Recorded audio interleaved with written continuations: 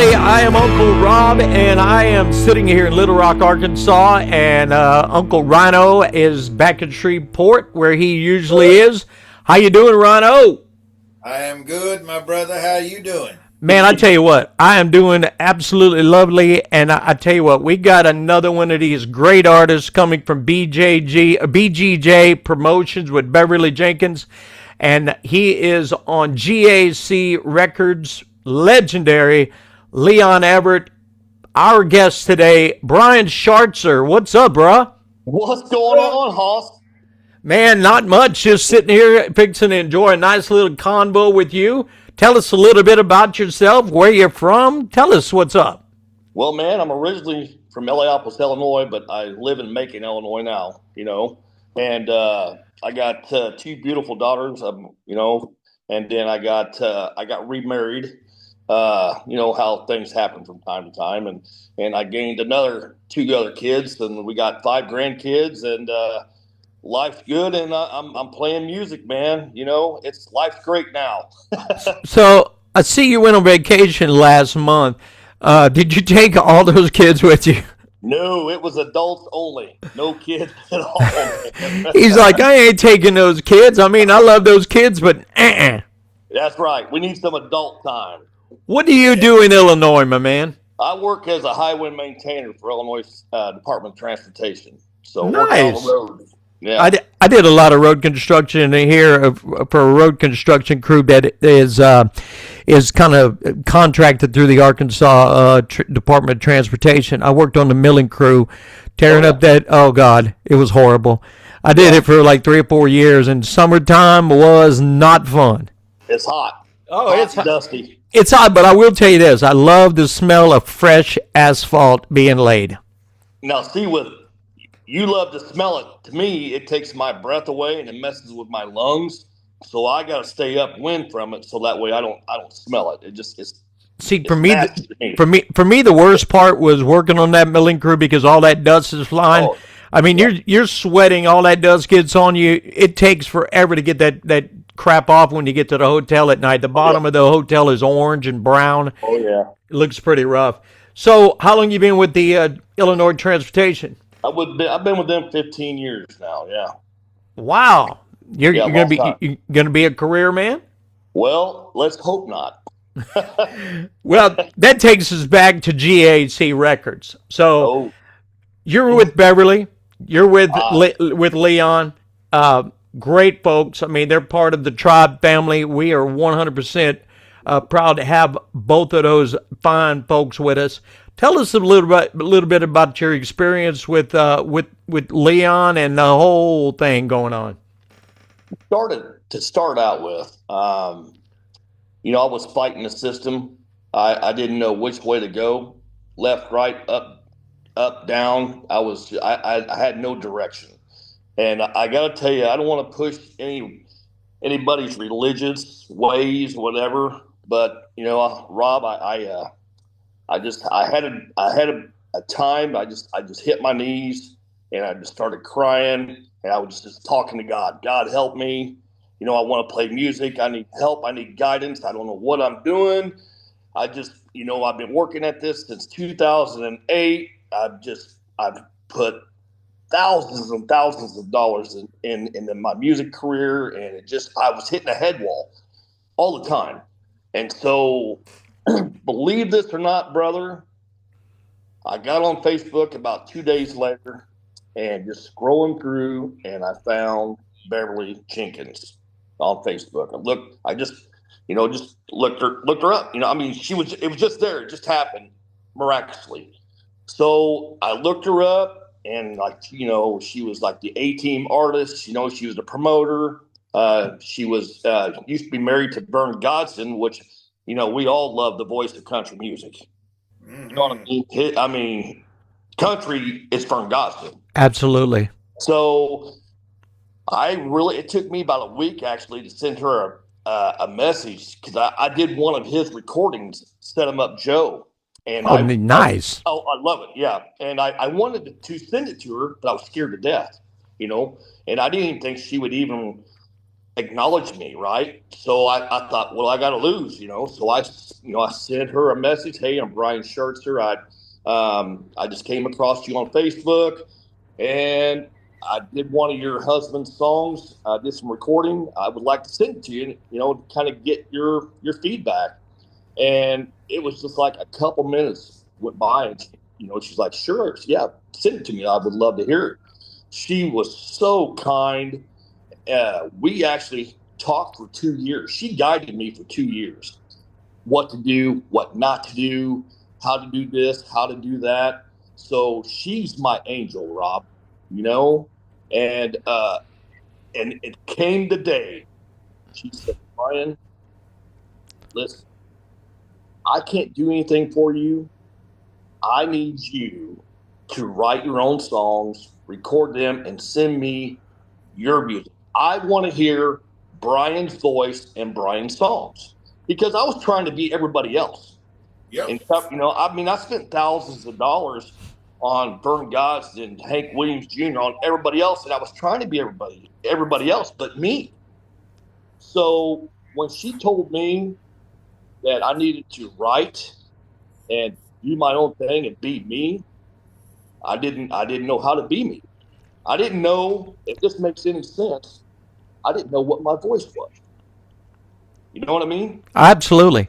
Because I was trying to be Hank Williams Jr., Waylon Jennings, and to be quite frank, I was scared. You weren't giving yourself a fair shake. No, not at all. So I I thought about it for about 6 months, and I thought, you know what? It's either do this or take a chance and let's go with it. So I've written one song in my life, and it was "The Land of the Free" because I'm ex-military, and I wanted my first single to be patriotic. So it took me 3 years to write that song. So now you know why I was scared to death, because I'm not a songwriter, or I thought I wasn't a songwriter. You're definitely not in your element. Completely out. So I was sitting down at the table one day, and they called them Outlaws. Just popped in my head. I was like, hey, that's a good title, And I thought, okay, let's write about the Outlaws. Why was the Outlaws? Well, we all know why they got the nicknames the Outlaws, because they partied and they was crazy and they was ornery, did wild things. But why was the Outlaws, Rob? Because they played their music the way they wanted to play it, and how they wanted to play it, and where they wanted to play it. They didn't care about Nashville. You know what I mean? You're right. They did it their own way. And so I wrote the song. I actually had help from Eric Nelson. Eric Nelson from Eclipse Studio in Bloomington, Illinois. I've hooked up with him. I've done numerous amounts of recordings with him.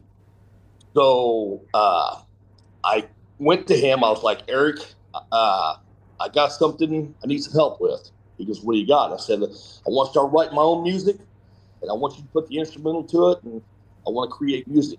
And he was like, yeah, hey, yeah, I'm down. And which I was like, wow, he's down, And so I was like, I got this song here. This is what I'm thinking. So, within a couple days, we had the lyrics done, what they called them Outlaws. He put all the instrumental to it, and then comes the day, right?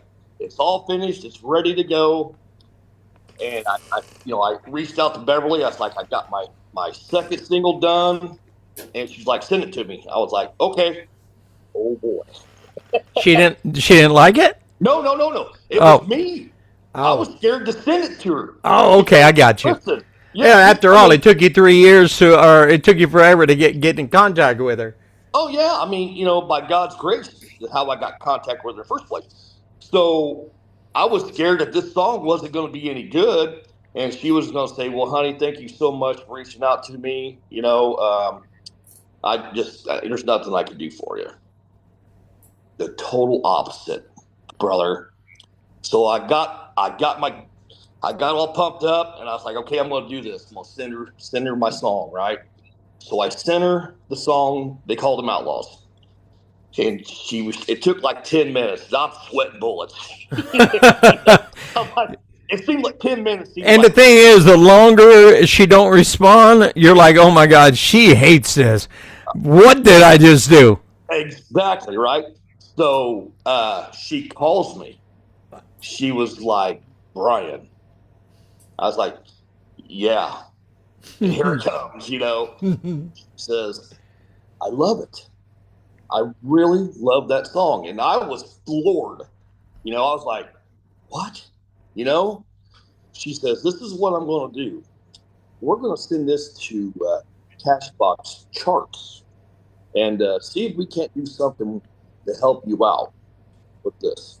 And, Rob, I was like, what? Cashbox Charts? I mean, I went from nothing, zero, to writing a song, recording the song, and then my song might go to Cashbox You're Charts top you're fitting to 100. get in the loop. Right? You know what I mean? But it felt like I was dreaming. You know what I mean? I was like, what's going on? So Hey, Brian. yeah, right on. I'm gonna tell you something. I'm love listening to this so far. First off, in the tribe and on this show, both you never shy away from holding up the name God out front, and we proudly kick the door off the hinges when we walk through it. That's number one.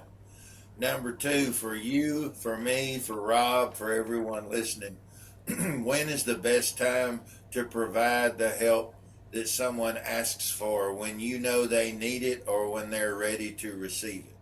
Right.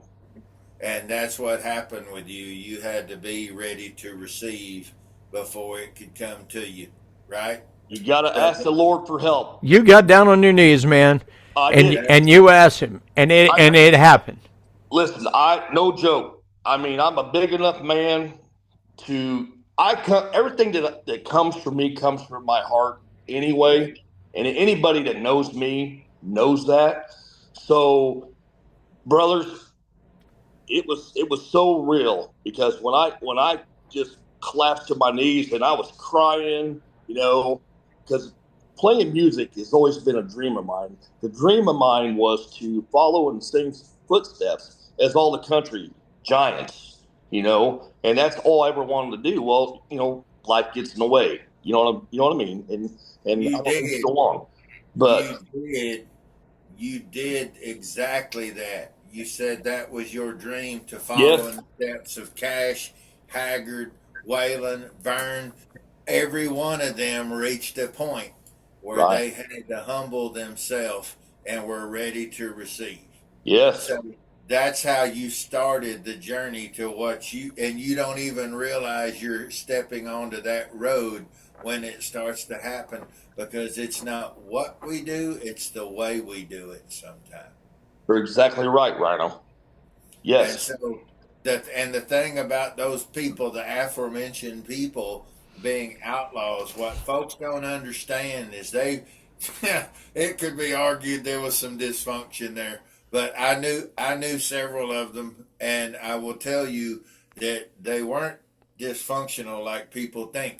When it's the system's corrupted, because the people who own the racetrack also own the horses that are allowed on the track, it becomes they always win, and you're not allowed to even compete. And so when you're going to be pushed off like that to the side, and Willie tried to go into Nashville and be part of that. Johnny tried to go into Nashville and be part of that. Waylon went into Nashville. Are we seeing a pattern here? Hank Sr., Absolutely. all of them went in and tried to be a part of it. But it wasn't that they weren't good enough for Nashville. Nashville wasn't good enough for them. Exactly right. And they had to understand that in their own time and in God's time. And what ended up happening is every wild pony gonna get to a impasse where they have a realization, and that is, if I'm gonna have to hang no matter what, I might as well be guilty. And so that's why the boys they started kicking tires and lighting fires right then. Absolutely. And that became the outlaw. It's because they lived outside of the arbitrary manufactured laws. It's not that they broke any kind of moral codes or moral laws. They lived outside the system. Right. And they not only survived, they thrived, and they set a standard that the system had to do a major correction, recalibration, and try to incorporate them just to catch up. Absolutely. Absolutely right. Yes.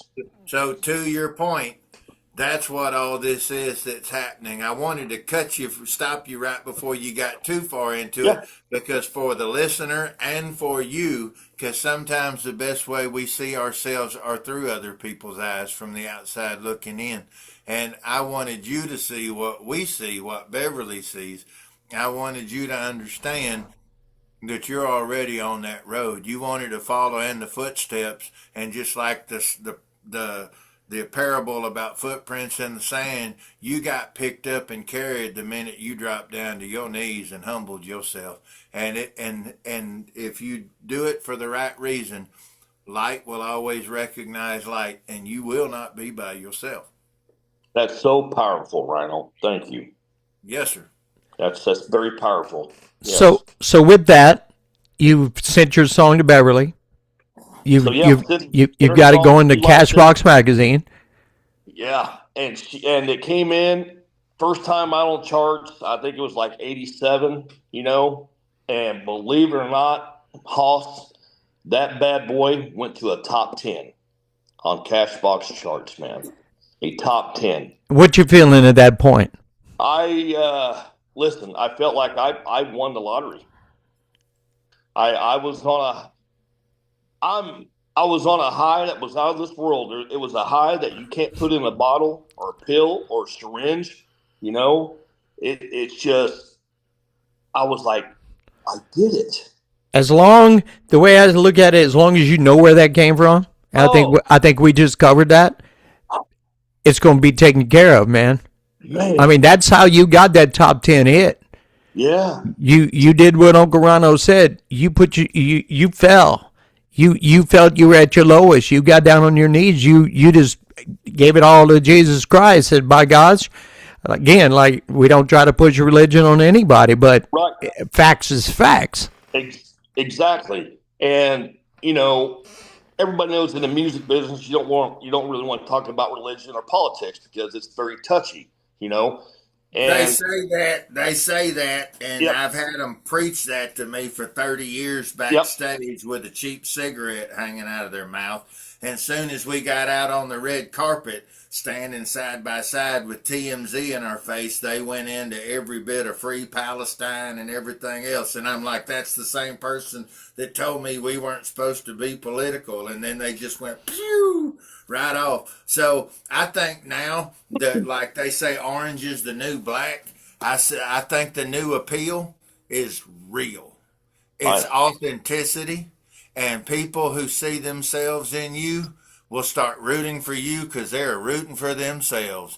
And oh yeah, if you're about family and you're about respect and honoring where all good things come from, and you're for wrapping that flag around you and protecting it with all your heart, if you're that guy, I think there's about 80 plus million people in this one country by itself that understand that, and it jumps oceans to other countries because inherently good people all share that common trait.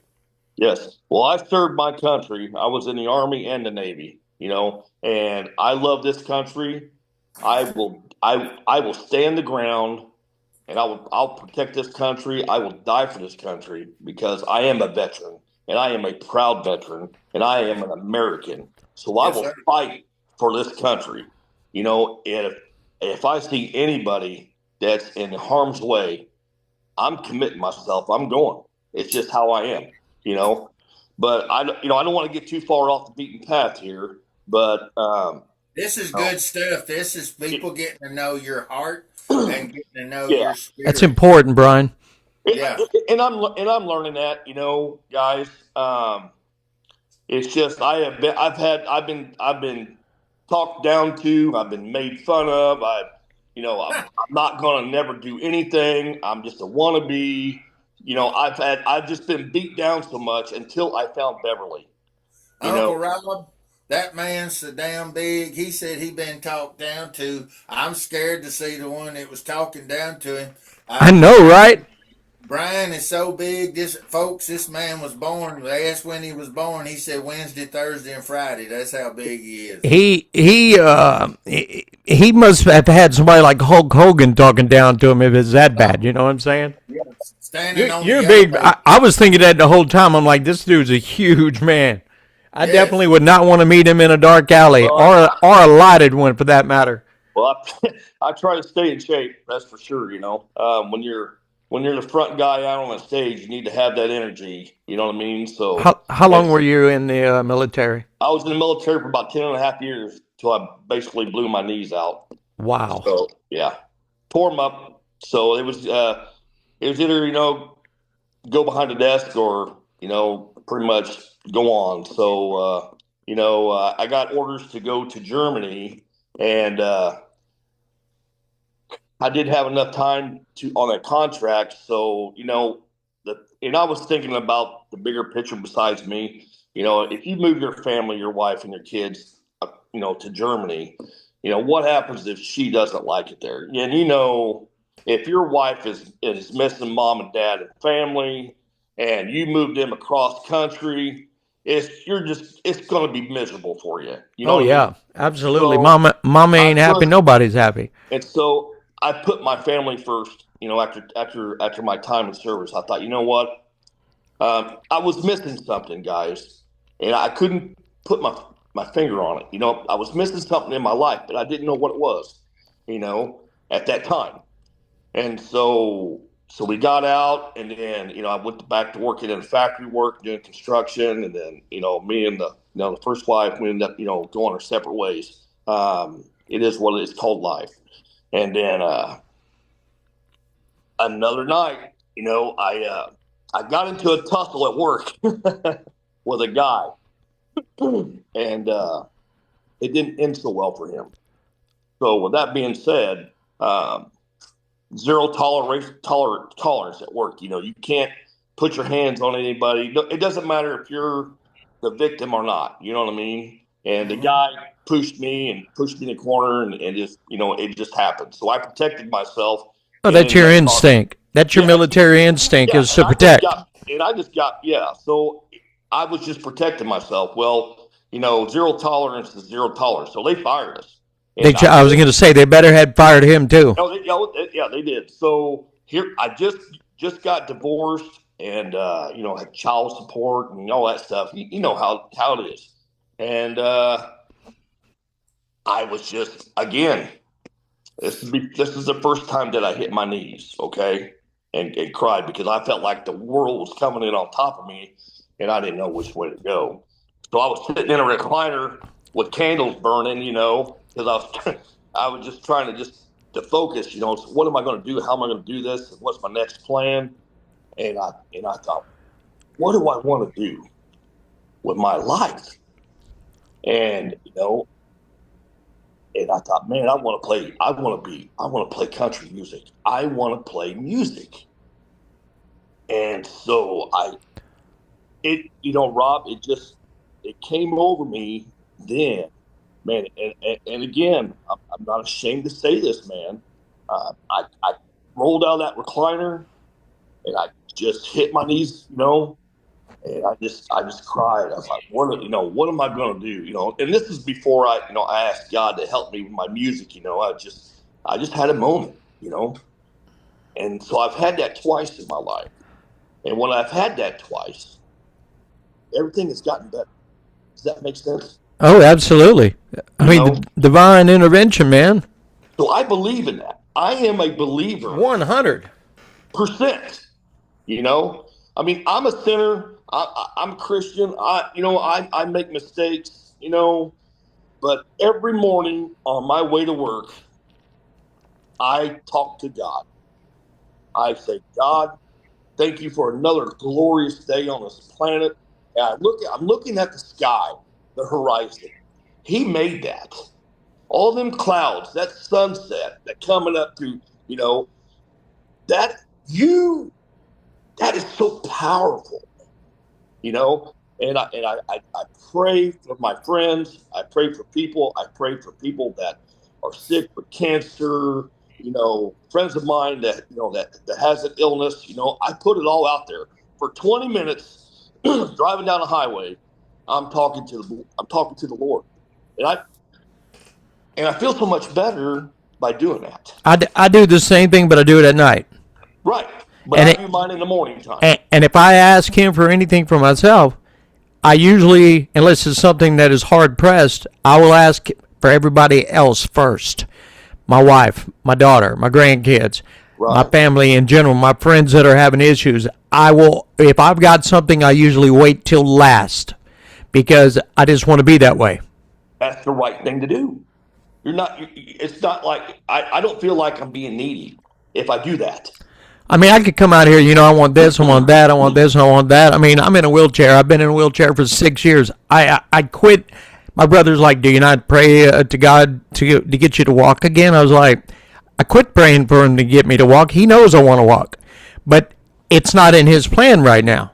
I have accepted and I have respected his plan. So if he wants me to walk again, I will walk again.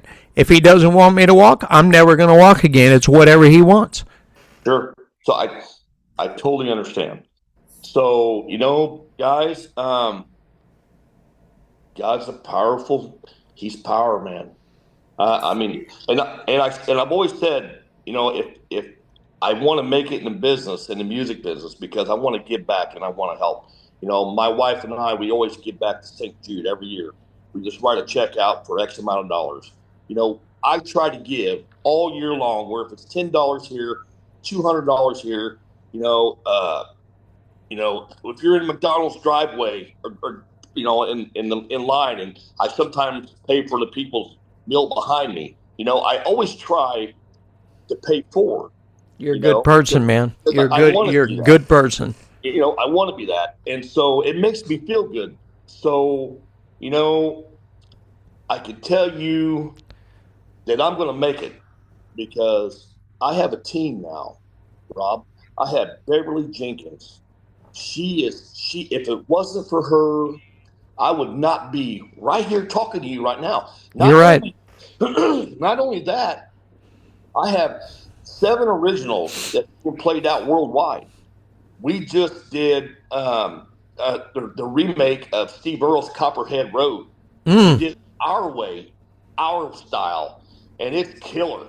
And to top this off, Billy Don Burns. You all know who he is. Yes, sir. I mean, everybody knows who that legend is. I'm doing one of his songs, and it's just, how blessed is that, to be able to do something like that, You're living your dream, bro. That's when I knew that's the title of his song, and the story behind that song will give you chills why Billy wrote that song.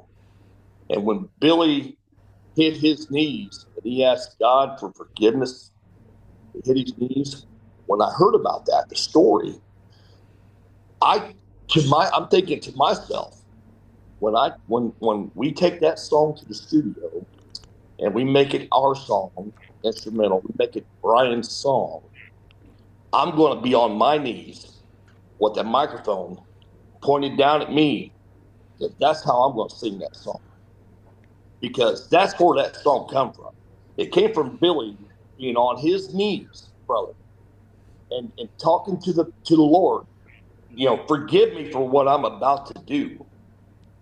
And if I want to take that passion, that desire, that mentality, I want to put myself right there on my knees with that microphone right there, singing his song, for respect for Mr. Billy Don Burns. That's deep, bro. That's a true story, Rob. That is deep. Because of time limit on the interview, let's fast forward to GAC. GAC. Let's talk about Leon. Let's talk about your time. How long you been with GAC now? A couple weeks. We just went down to South Carolina to Leon's place on the 16th, and I got to meet Leon himself, his Diane's beautiful wife, all of the A-team members, the musicians. The musicians was amazing. The venue was amazing, and I got to meet my angel, Beverly. You know what I mean? She's my angel, guys. I mean, she's Beverly Jenkins, okay, but also she's a mama to me. She's like I've had 5 mothers in my life because I grew up in bars, so you kind of know where that's going. But I never had a mom to watch over me, guide me, help me, and she's my mama. And that comes from my heart. She genuinely wants to bring the best out in you, man. She does, and out of everybody, not you know what I mean. Yeah, I feel that about all of her clients. She is like, does everything she can for everybody she's involved with. Yes, she cares. She wants to turn the business around. So going to her and Leon. So last month on the 16th, you went down to God and Country and Friends with Leon Everett and Friends. How? What was it like, bro? I mean, you're playing in front of country legend Leon Everett. Did you get to sing with him? We got on stage and we sang with him. And I'm just being honest here. He, because Leon's, he's gospel, religiously, he loves his gospel. And so the songs that came in like a hurricane, I kind of know that song a little bit, but not like I should know it. And when we was on stage, he was singing his song. He was like, "Hey, Brian, come here." And I was like, "Man, I don't know the song. I don't know." And I don't want to get on a microphone and not know the song and just tear everything up. I get it. I was like, you know what? I'm going to be a big enough person to stay back and do the right thing, because it's not about me. If you know anything about Brian Shartzer, it's my heart, and I'm all about team. TEAM, team, because it takes a team to make anything happen. And Rob, that's what I had. Now I got a country star, 9 gold albums, numerous number ones. A guy, I mean Leon, he's a firecracker, man. Have you seen him on stage? I've seen some videos when he was back in the 80s. Dude would be leaping off the stage. He is running all over the place. I was like, dude, slow down. My eyes can't keep up. He hasn't changed a bit. He's still the firecracker, man. I love it. We had him on a couple months ago, or a month or two ago, and I'll tell you, Rhino, was that guy not just down to earth as can be? Yes. Angel. He's amazing.